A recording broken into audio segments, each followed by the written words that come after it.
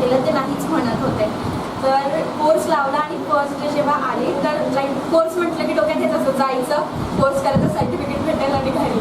पण जेव्हा सरांनी सांगितलं की लाईक प्रॅक्टिस वगैरे सगळ्या गोष्टी होणार आहेत, तर कुठेतरी 2-3 दिवस असं वाटलेलं की यार का बरं लावलं, आता एवढं सगळं करावं लागेल.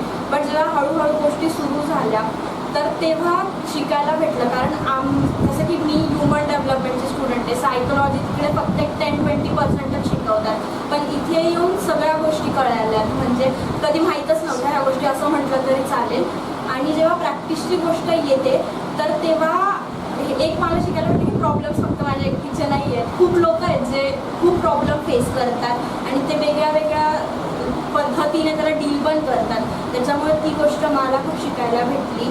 आणि आज तुम्ही हे एवढं जे शिकवलं 2 महिन्यात, ते आत्ता मी MA ला ॲडमिशन घेतलं तर जेव्हा कॉलेजमध्ये लेक्चर्स असतात आणि मॅम ती गोष्ट सांगतात तेव्हा मला लगेच क्लिक होतं की अरे हां हे येतं आहे आपल्याला, हे सरांनी कुठेतरी शिकवलं आहे. आणि मेन म्हणजे माझा कॉन्फिडन्स खूप चांगला वाढला आहे त्याने.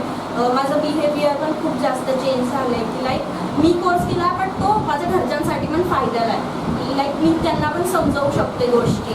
आणि इंटर्न्सचं बोलायला गेलं तर त्यांची एक गोष्ट खूप छान आहे, नेगेटिव्ह गोष्ट असते ते पॉझिटिव्ह गोष्ट असते ते स्माईल करूनच उत्तर देतात त्याचं. म्हणजे असं नेगेटिव्ह असलं तर असं वैतागून चिडून कधीच नाही, जे असेल ते प्रेमाने तू कर, आम्ही आहे तुझ्यासोबत.